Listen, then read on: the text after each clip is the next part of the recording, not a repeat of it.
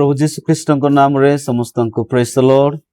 पुनर्बार आज प्रभुंकर से जीवंत वाक्य को लेकिन आपण मान निकट को आसापी ए सुंदर सुजोग मिलता मो प्रभु धन्यवाद दिए। पुणी मो सहित प्रभु दास पास्टर हरीश अच्छा मु धन्यवाद देवी कारण से मत कार्य अधिक अधिक साहाय्य कर आसुंच। प्रभुंकर पवित्र नाम गौरव हो। आसतु आमने आज पुनर्बार ईश्वर वाक्य आलोचना करिबा। आजिर आमानकर प्रसंग हेउची जेतले जीशु आसंती मृत्यु मध्य जीवन रे परिणत हुए। मोर प्रिय माने आमाने आजिर शास्त्रांश आमे देखिबा लूक लिखित सुसमाचार 7 अध्याय 11 पदरु आमाने 15 पद मध्य जो अंश लेखा जाई अछि, जो विशेष गोटे कहानी लेखा जाई, गोटे घटना लेखा जाई, से घटना को लेकिन आज आमे आलोचना करिबा। आउ एई जगह आमे देखि पारुछु आउ लूक लिखित सुसमाचार 7 अध्याय 11 पद रे लेखा जाए, एति उत्तरे से नाइन नामक नगर को गमन कले आउ ताहांको शिष्य माने ओ बहु संख्यक लोक ताहांको संगरे जाउथिले। प्रभु जीशु ख्रीष्ट या पूर्वरु अनेक जगह को जाइकि से सेवा कार्य करिसंती, अनेक लोक मानकु से सुस्थ करिसंती, अनेक लोक मानकु से वाक्य प्रचार करिसंती, किंतु पर मुहूर्त रे से नाइन नामक नगर को से आसुचंती आउ ताहांको शिष्य माने मध्य ताहांको संगरे अछंती। पुणी अनेक लोक माने बहु संख्यक लोक माने ताहांको सहित जाउछंती। आउ सेही समय कोन हिची ना सेही नाइन नामक नगर रो द्वार निकट रे जेतले से पहुंचुछंती, सेतबेले कोन हिची ना जणे लोक माने जणे मृत मनुष्य को बाहर को बही आणुचंती, जणे मृत व्यक्ति को, जणे मृत युवक को। कारण तले लेखा जाइछि जे से जणे युवक थिले आउ से युवक जे कि मरि जाइछंती, से युवक को से माने बाहर को समाधि देवा निमंते से माने ताको बही की आणुचंती। आउ सेही समय जीशु एवं तांकर शिष्य माने पुणी बहु संख्यक लोक माने एही मृत युवक को जो तांको बाहर को बही की निया जाउछि, से माने तांको भेटिचंती। जीशु को पुणी समस्त लोक मान को से माने भेटिचंती। आउ एई जगह रे लिखा जाए जे से युवक तांको मातांकर एकमात्र पुत्र थिले, तांको मातांकर गोटे मात्र पुत्र। आउ पुणी लिखा जाए से स्त्री विधवा थिले। तो एठी हमें देखि पारुछु जे से विधवा स्त्री जहाँकर कि स्वामी नहंती आ से जने एकाकी जने स्त्री लोक अटंती, मात्र तांकर पुत्र तांकर से पुत्र युवक से कौन करिसंती ना से मरि जाई अछंती। आ जेतले से मरि जाइछंती से समय से स्त्री रोदन करुछंती। तळको लेखा जाय 13 पद रे जे से रोदन करुथिले। आ जेतले से रोदन करुछंती आ सेही समय प्रभु जीशु ताहांको पाखको आसिले, ताहांको पाखको आसी ताहांको कहउचंती जे तुमे रोदन कर नाही। तार अर्थ हमें देखि पारुछु निश्चित भाव रे से निजर पुओंको निमंते से रोदन करूचंती, क्रंदन करूचंती, कांदुचंती से जेतु तांकर पुओ मरि जाइछंती आ तांको पुओ को से हराइछंती। ता पूर्वरु से निजर स्वामी को मध्य हराइछंती। तो से निश्चित भाव रे निराश एवं हताश अवस्था से अछंती, से पूरा पूरी भांगी पड़िछंती। मोर प्रिय माने आउ वर्तमान से भाबुचंती जे मो स्वामी तो चली जाइछंती, पुणी मोर पुओ मध्य चली गले, तो मु वर्तमान केमिति बंचीबी, केमिति चलीबी, एई प्रकार से निराश हताश अवस्था रे थाई से आहुरी अधिक अधिक से रोदन करूछंती, कांदुचंती। मोर प्रिय माने आज मोर प्रिय माने आज जगत रे अनेक लोक माने एमिति कांदुचंती, अनेक लोक माने कांदुचंती। जेतले आमानकर परिवार रे कहीं ना कहीं आमानकर प्रियजन जेतेबेले मरि जांती, आमे ताहांको निमंते कांदी थाउ, क्रंदन करि थाउ। केबा जे कोनोसी परिवार विभिन्न प्रकार परिस्थिति जेतले घटी थाए, विभिन्न प्रकार घटना घटी थाए, से घटना पई से परिस्थिति पई मध्य आमे बेले बेले कांदी थाउ। बेले बेले परिवार अभाव जेतले आसी थाए, से अभाव पई मध्य आमाने कांदी थाउ। पिलामान को भलो पाठ पढ़ाई न पारले मध्य आमाने सेतेबेले कांदी थाउ।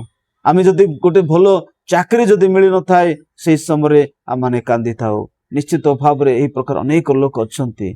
आपण हुए तो से प्रकार कोनसी ना कोनसी कारण पाई कांदु थाई पारंती।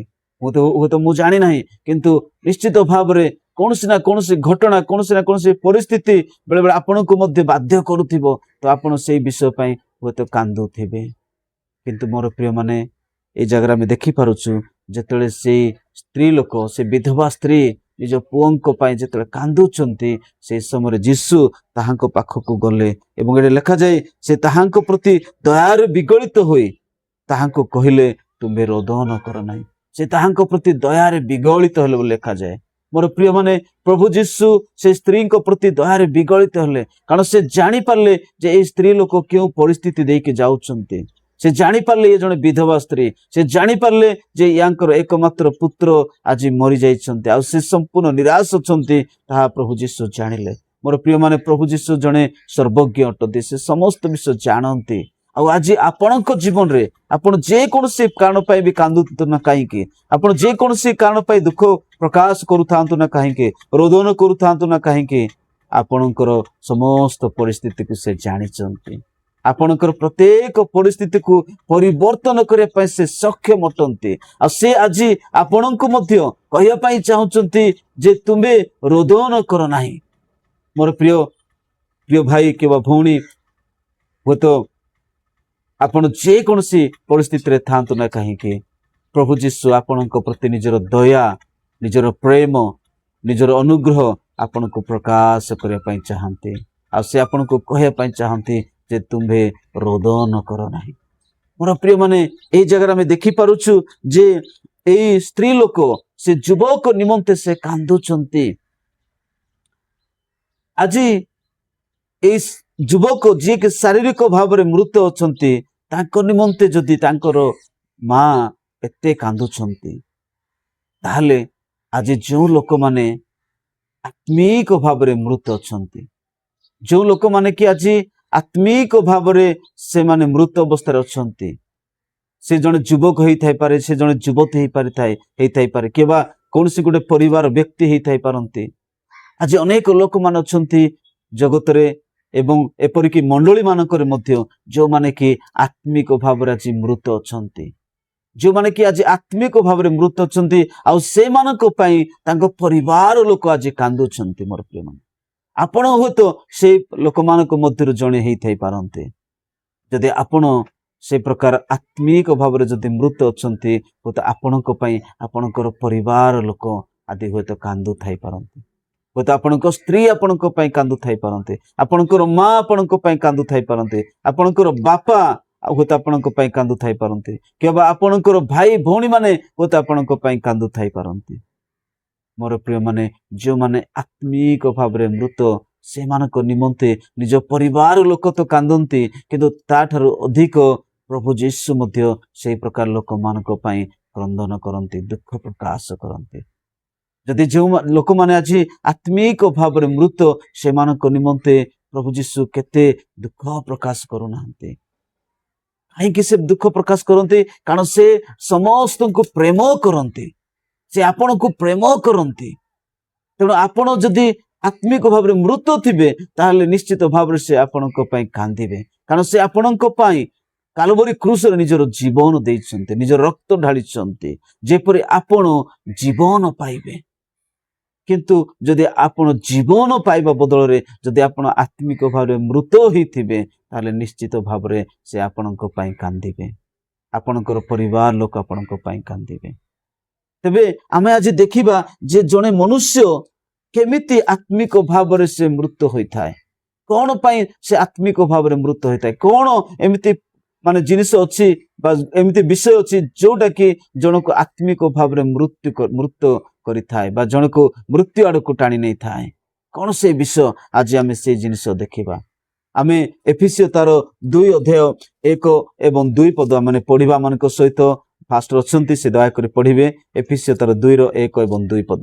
ଏଠାରେ ଏହିପରି ଲେଖାଯାଏ, ଏହି ସଂସାରର ଭାବାନୁସାରେ ପୁଣି ଆକାଶ ମଣ୍ଡଳ ରାଜ୍ୟର ଅଧିପତି ଅର୍ଥାତ୍ ଯେଉଁ ଜଗତପତି ଏବେ ମଧ୍ୟ ଅନାଜ୍ଞାବହ ସନ୍ତାନମାନଙ୍କ ଠାରେ କାର୍ଯ୍ୟ ସାଧନ କରୁଅଛି, ତାହାର ଇଚ୍ଛାନୁସାରେ ତୁମ୍ଭେମାନେ ମଧ୍ୟ ପୂର୍ବରେ ଆଚରଣ କରି ଅପରାଧ ଓ ପାପରେ ମୃତ ଥିଲ। ହଁ, ଏଇ ଜାଗାରେ ଆମେ କଣ ଦେଖୁଛୁ ନା ଏଫେସୀୟ ମଣ୍ଡଳୀର विश्वासी मानक निकट को प्रेरित पाउल कहउछंती जे तुमे दिने अनाज्ञा बहुत थिलो से अधिपति रो इच्छा अनुसार से पापात्मार इच्छा अनुसार तुमे जीवन यापन करुथिलो एवं तुमे अनाज्ञा हेबथिलो। मोर प्रिय माने जो माने अनाज्ञा रुहंती जो माने ईश्वरंकर आज्ञा को पालन करंती नहीं मात्र जो माने से पापात्मार इच्छा अनुसार जीवन यापन करंती से माने समस्ते आत्मिक भावरे मृत अटंती।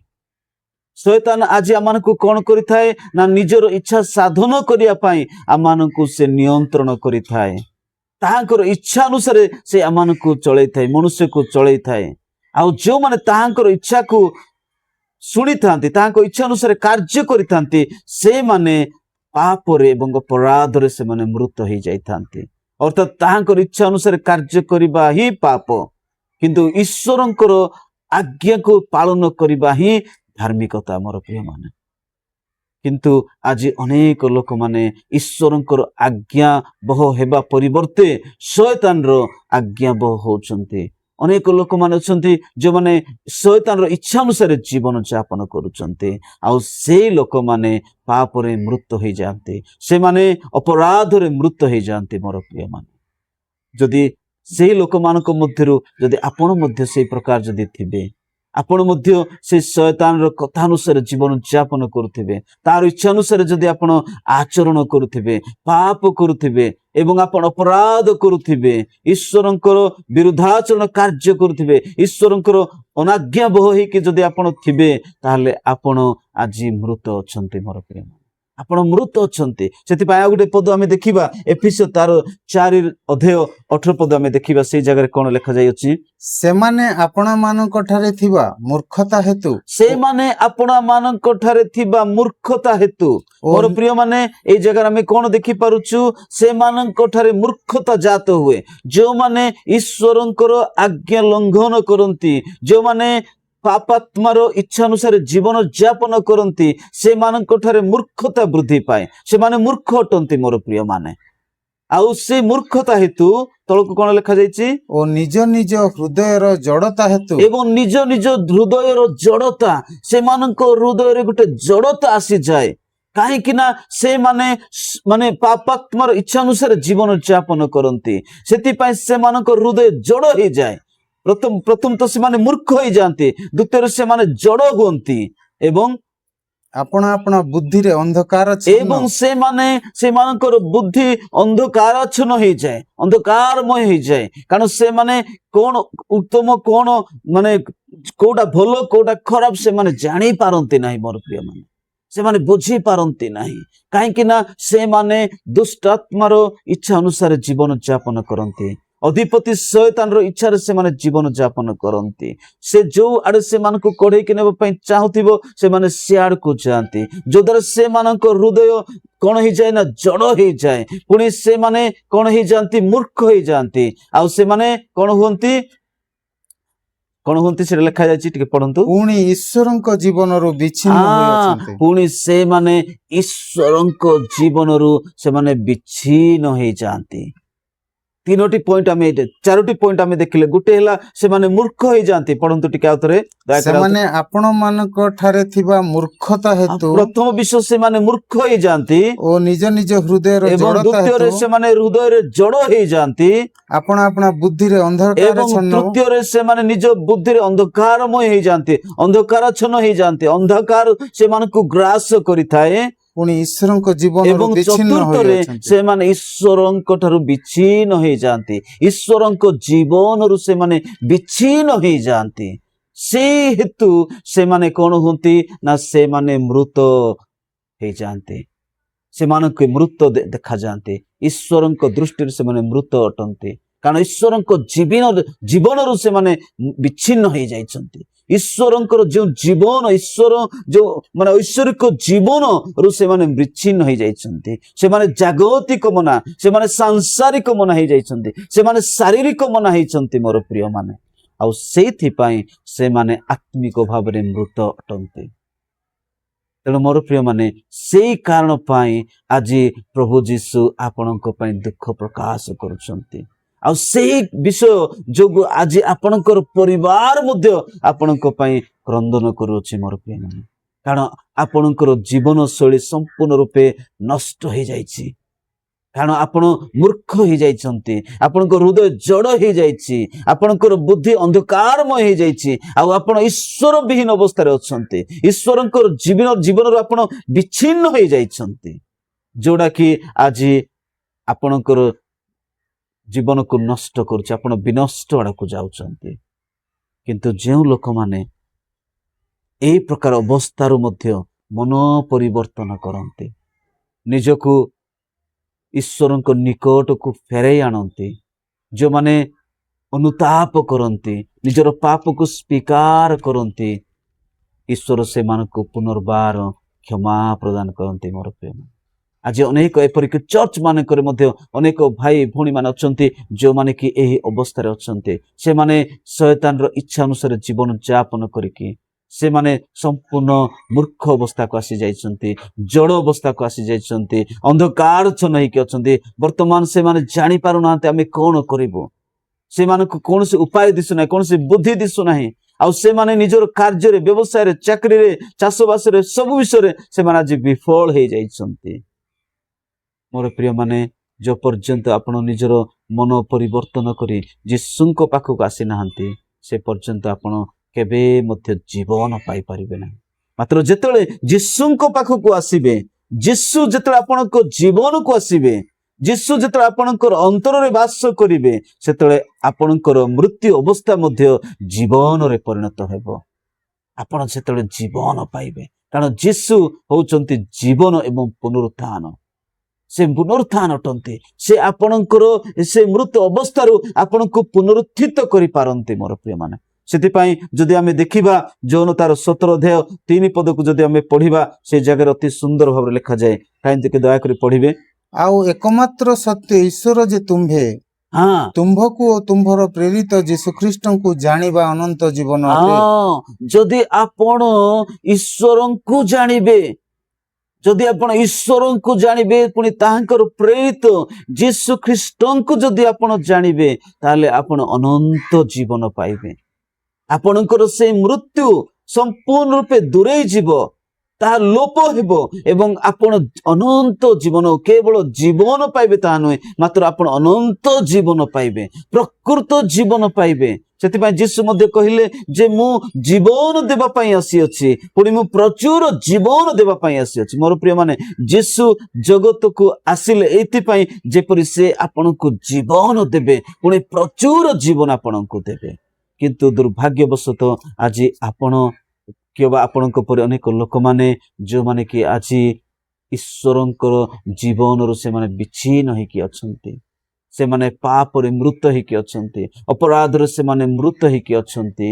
ଆଉ ସେହି ଲୋକମାନେ ଆଜି ଜୀବନ ପାଇପାରୁନାହାନ୍ତି। କିନ୍ତୁ ଯେଉଁମାନେ ମନ ପରିବର୍ତ୍ତନ କରିବେ, ସେମାନେ ଏହି ଜୀବନ ପାଇବେ। ଯେଉଁମାନେ ଈଶ୍ୱରଙ୍କୁ ଜାଣିବେ, ସେମାନେ ଜୀବନ ପାଇବେ। ଯେଉଁମାନେ ଯୀଶୁଙ୍କୁ ପାଇବେ, ଯୀଶୁଙ୍କୁ ଜାଣିବେ, ଯୀଶୁଙ୍କୁ ବିଶ୍ୱାସ କରିବେ, ସେମାନେ ଜୀବନ ପାଇବେ ମୋର ପ୍ରିୟମାନେ। ତେଣୁ ଆଜି ଏଇ ଜାଗାରେ ଆମେ ଦେଖିପାରୁଛୁ ଯେ ସେଇଦିନ ସେ ଯୁବକ ଯିଏକି ମୃତ ଥିଲେ, ସେ ଶାରୀରିକ ଭାବରେ ମୃତ ଥିଲେ, ତଥାପି ତାଙ୍କ ପାଇଁ ତାଙ୍କ ମା କାନ୍ଦୁଥିଲେ। ଆଉ ପର ମୁହୂର୍ତ୍ତରେ ପ୍ରଭୁ ଯୀଶୁ କଣ କରିଛନ୍ତି ନା, ସେ ନିକଟକୁ ଯାଇକି, ସେ କୋକେଇ ନିକଟକୁ ଯାଇକି, ଯେଉଁ କୋକେଇରେ କି ସେ ଯୁବକଙ୍କୁ ବୋହିକି ନିଆଯାଉଥିଲା, ସେଇ କୋକେଇ ନିକଟକୁ ଯାଇକି ସେ କଣ କଲେ, ସେ କୋକେଇକୁ ଛୁଇଁଲେ।